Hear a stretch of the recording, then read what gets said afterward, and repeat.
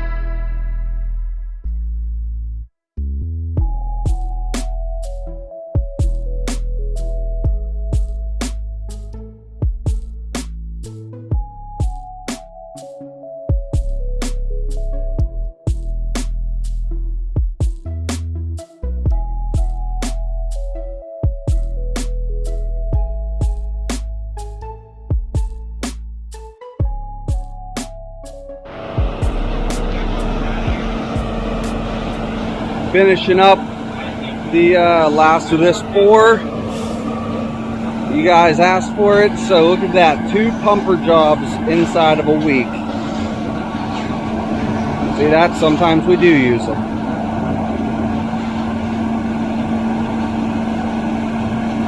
Now Matt's gonna get the full float going while he can get half of it. And then my dad will pull the straight edge back another quarter of the way and full float that.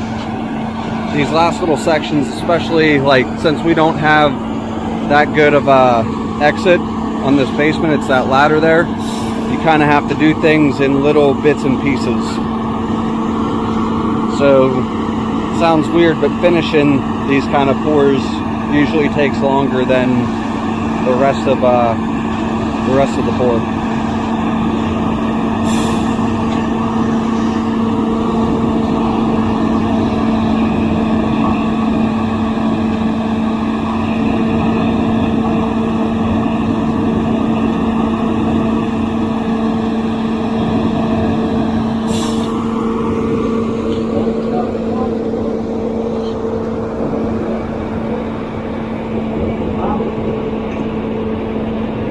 Sun's just barely coming up. I think we have 26 yards on the ground.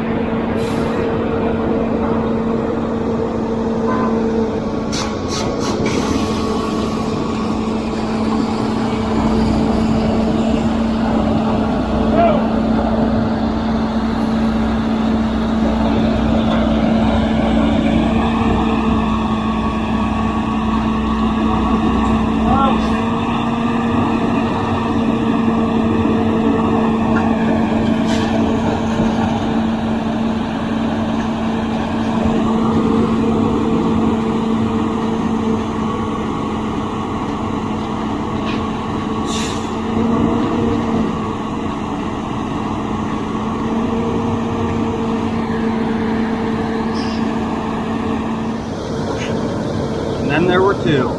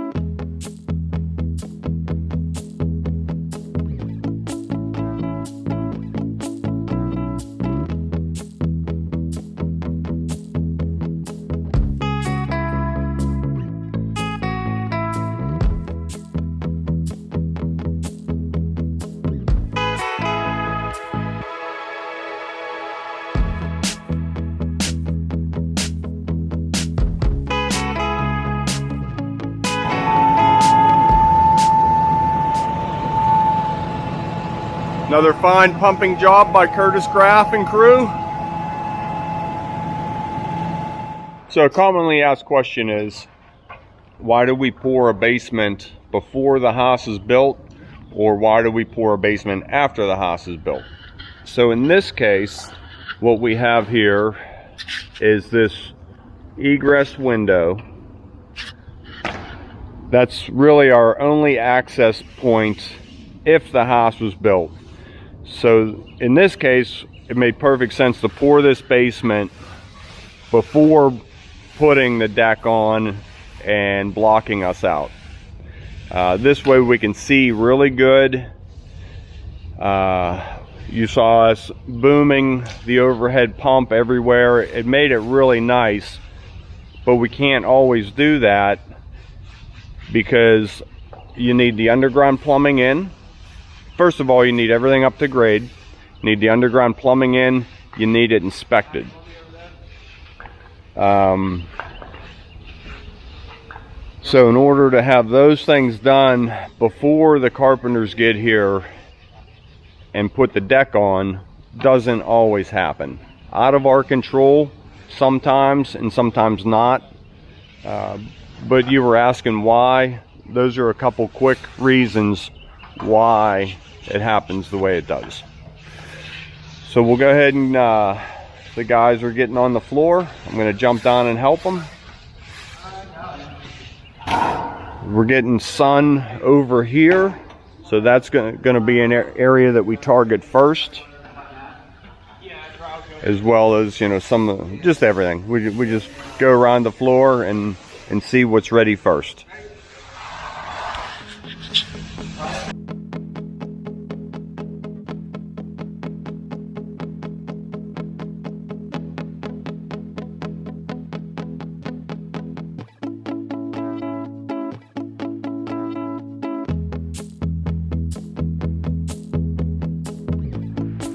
Okay, first pass is all done.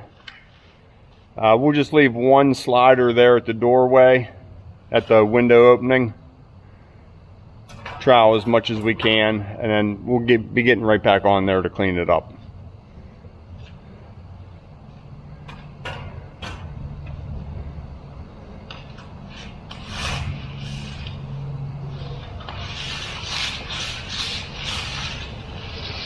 So that's all first pass. Let it tighten up. Guessing 15 minutes. We'll jump back on over there. That's where it was the tightest. And make our way right back to the window. So I'm here with the foreman, and I was asking him, we concreted those 3 posts in the concreted around them. Why did we leave these pockets around these ones?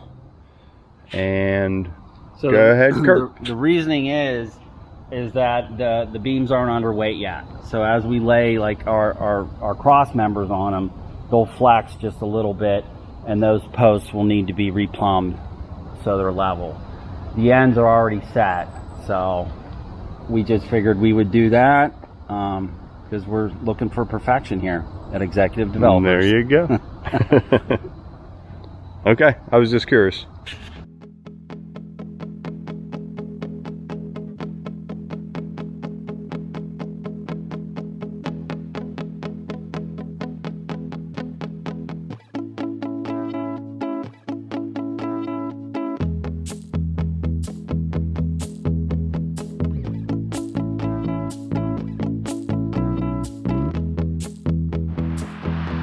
So this is all second pass in there. Where we started pouring, the guys are finishing. Right now, that's taking a pretty nice finish. So they're just gonna make their way right over to our exit point. I have a little bit more right here. This is still just a little bit wet. I'm gonna just reach up in here and take care of this. Where we finish pouring is some of the hardest concrete.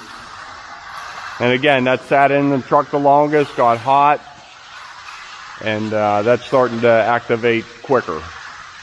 So Matt's taking care of that area. He'll loop right around here. We'll all just make our way right to our exit point.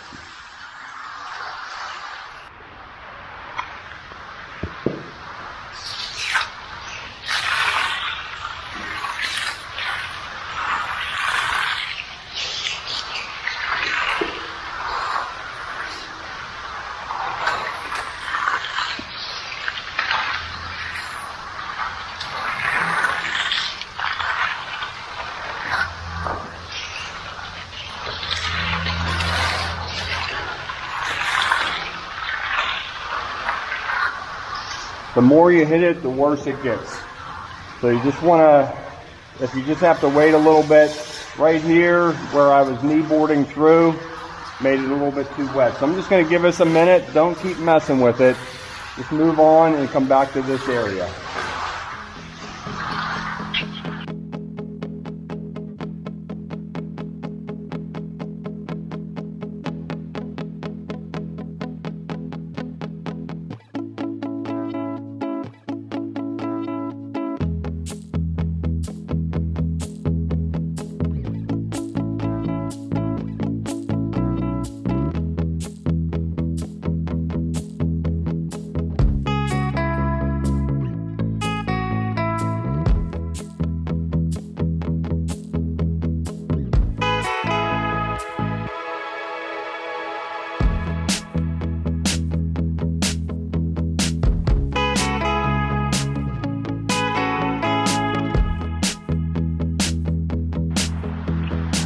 Okay, so I didn't move the camera at all. I just shut it off for a couple minutes. I trowed around the other side and came right back to that same spot I was having trouble with.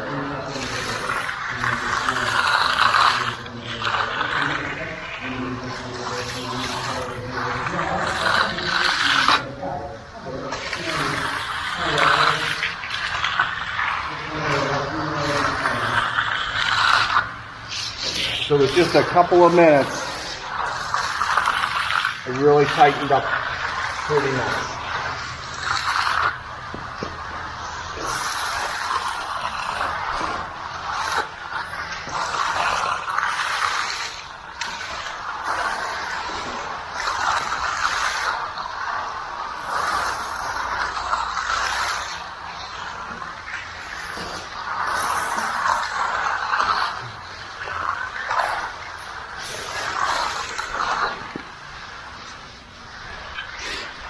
So what a difference just 2 or 3 minutes made. Full sun, it doesn't take long. So the guys are getting closer to the door.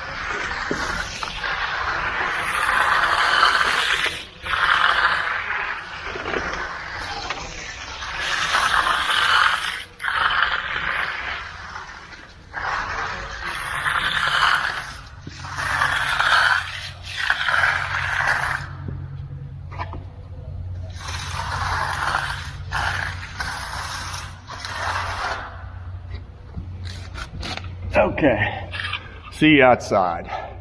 That's just about all done. Came together really nice. Okay, I made my way up top. That is all done. Good sized floor, went smooth. Thanks to the pumper, thanks to a good crew, and a great day. So we're gonna head over and pour part of a driveway. Come on back and see us. Thanks for tuning in to Concrete with the Hosses.